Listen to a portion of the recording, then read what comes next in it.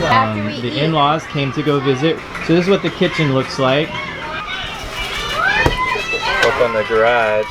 It used to have kind of like an industrial floor. And so over here, we have this desk. So this desk here, go here. Let's see, it actually comes up and latches right there. So this is our little patio. We're having some problems with this slide door. It doesn't close all the way. It's a manufacturing problem, and so it's under warranty. So my hope is that we can take it back.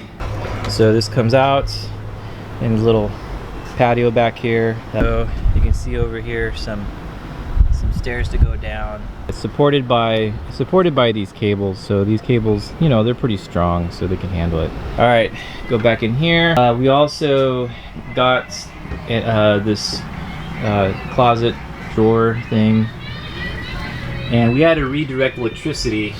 So over here, you'll see that those electrical controllers were actually flush with the wall behind it, so we had to redirect it. But here's our half bath. So just the sink. We went ahead and created that medicine drawer. Here's our bed, and so it's controlled by these knobs here. So I'm gonna press this button over here and it will drop here. So the thing is though, is that this bed doesn't come down all the way, obviously, because there's that in the way. So we have to kind of climb in. We use like a little step stool to get in. That's our bed.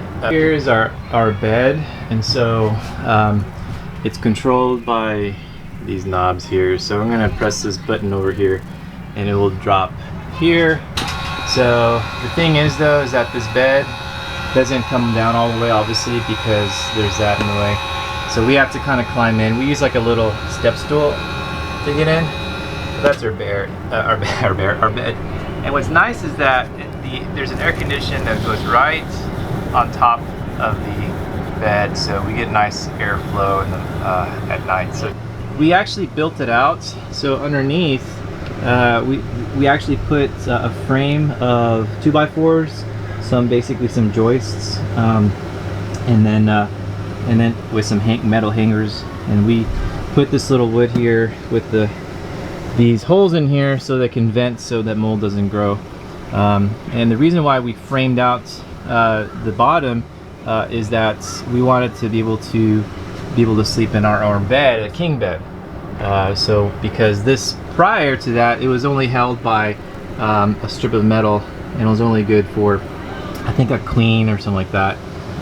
So we got ourselves, and then it goes back up, and when it goes back up, we have the space underneath so that we can kind of operate. So over here, hopefully I can do some work. If I can give two pain in the butts, I think this would be the first pain in the butt. So those little like valves did not come with our view. There's kind of basically a blue and red PEX pipe that's coming on. So what happened is that like I'm not a plumber, but I decided to go ahead and install the plumbing. When I went to go turn on the water, and when Sherry went to go look at it, it was like, oh, it's good, it's not spewing out water. Well, spewing water is, yes, that's obvious, but then there's the not obvious, which is just a slow leak. And so she didn't touch it, so it was a very slow leak. And probably about the second day of actually using it, we started seeing water coming out from underneath there. I think pain in the butt number 2 is going to be this guy. This is a generator, but it was a really old generator. I mean, it was 7-8 years old, and so the oil needed to be changed. And so when I went to go change the oil, right underneath there is oil filter. And that oil filter, I took the old oil filter and I took it to an auto parts store. They cross-referenced it, and it looked like it was the exact same oil filter. But when I went to go put it in, and I did everything that I was supposed to, and then all of a sudden, so I went to go turn it on, like this panel comes off and I turn it on, oil starts gushing underneath it. So you cannot apparently cross-reference to a oil filter for a generator of this kind.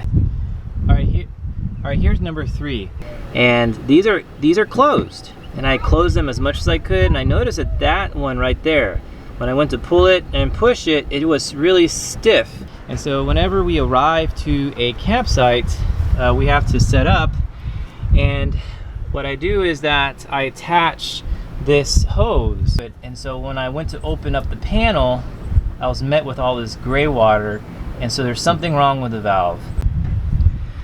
So arguably, people would say that home ownership also has all its issues as well. Things break down, but if it's a brand new house, generally doesn't break down. It doesn't have issues. Now with this RV, some of the issues is because of my lack of experience as a plumber installing the washing machine. But at the same time though, I mean, there are some things about this that shouldn't be an issue, but it is. But oh well, that's part of it, I guess.